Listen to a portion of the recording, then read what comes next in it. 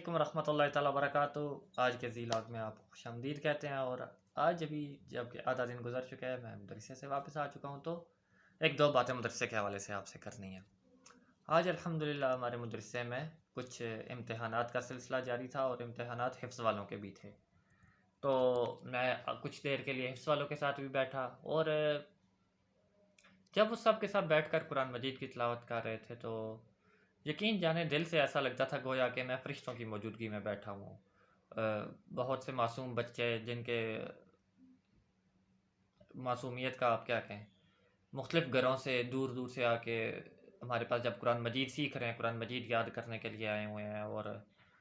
مسلسل 4-5 گھنٹے تک قرآن مجید کی تلاوت کریں گے، تو وہ کتنا پیارا ماحول ہوتا ہے، آپ اس کا اندازہ کر سکتے ہیں۔ اگر آپ نے اس کا عملی طور پہ مشاہدہ کرنا ہے تو اپنے کسی قریبی مدرسے میں چلے جائیں، جا کے بیٹھیں، وہاں پر صرف آپ کو بیٹھنے سے ہی آپ کو شوق ہوگا کہ آپ بھی قرآن مجید کی تلاوت کریں۔ تو یہ ایک چھوٹا سا نسخہ بھی آپ آزما سکتے ہیں، اگر کوئی آدمی سمجھتا ہے کہ اس کے پاس قرآن مجید کے لیے ٹائم نہیں نکلتا ہے، یا قرآن مجید پڑھتے ہوئے اس کو تھوڑی سی مشکل محسوس ہو رہی ہے، تو وہ جا کے تو حفظ کی کلاس میں یا ناظرہ کی کلاس میں بیٹھ جائے۔ ماحول کا بہت بڑا اثر ہوتا ہے، اچھے ماحول میں جائیں گے تو آپ سے اچھا کام کرنا آسان ہو جائے گا، اور اللہ معاف کرے جب آپ بازار کے ماحول میں ہوں گے یا کسی اور ایسے ماحول میں ہوں گے جہاں پہ جھوٹ یا دوسری برائیاں زیادہ ہوں گی، تو وہاں پہ آپ سے نیکی کا کام کرنا مشکل ہو جائے گا۔ اور ایک اور بات جو میں نے وہاں پر نوٹ کی وہ یہ تھی کہ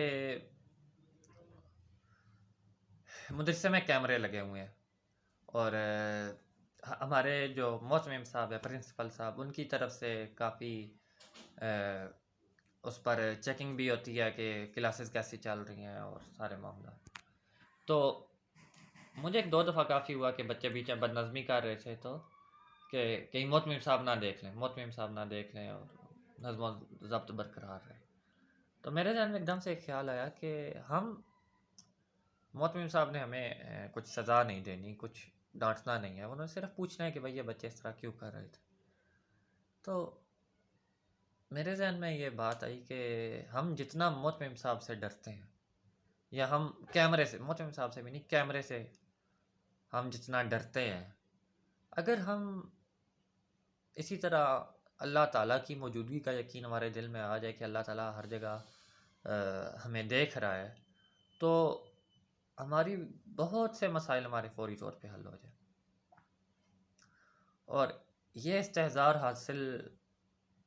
ہونا ایک بہت بڑا ملک ہے۔ اللہ تعالیٰ ہمیں یہ استحضار نصیب فرمائے، آمین۔ اور ایک تیسری بات کہ میں نے ایک مولانا صاحب سے ملاقات کی، مولانا صاحب سے، اب آپ ماحول کی بات کو سمجھیے گا، میں نے مولانا صاحب سے ملاقات کی اور میں نے انہیں کہا کہ میں نے آپ کے کارخانے کی ویڈیو بنانی ہے، اور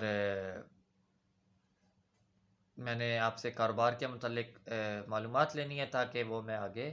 دوسرے لوگوں کو بتا سکوں، تاکہ اور لوگ بھی کاروبار کر سکیں۔ تو انہوں نے کہا کہ میں آپ کو کاروبار کی معلومات نہیں دے سکتا۔ مجھے اس بات سے بہت حیرت ہوئی کہ جب ہمارا یقین ہے کہ ہمیں دینے والی ذات اللہ تعالیٰ کی ذات ہے، رزق ہمارا اللہ تعالیٰ کے ہاتھ میں ہے، یہ کارخانہ،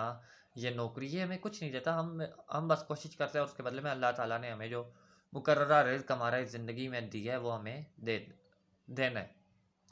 اب آگے ہمارے ہاتھ میں ہوتا ہے ہم اس کو حلال طریقے سے حاصل کرتے ہیں یا حرام طریقے سے حاصل کرتے ہیں،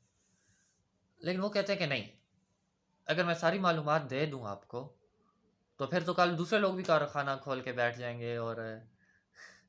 یقین مانے مجھے اس سے بڑا دھچکا بھی لگا، اتنا کہ میں ان کو جواب میں کچھ کہہ نہیں سکا، اور میں ان سے الگ ہو گیا۔ تو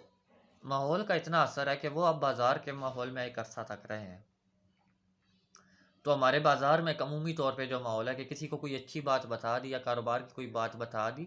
تو کل وہ بھی ہمارے مقابلے میں آ جائے گا، یا اس سے ہمارا رزق کم ہونا شروع ہو جائے گا۔ تو ہمیں اس پہ کافی غور کرنا چاہیے۔ شاید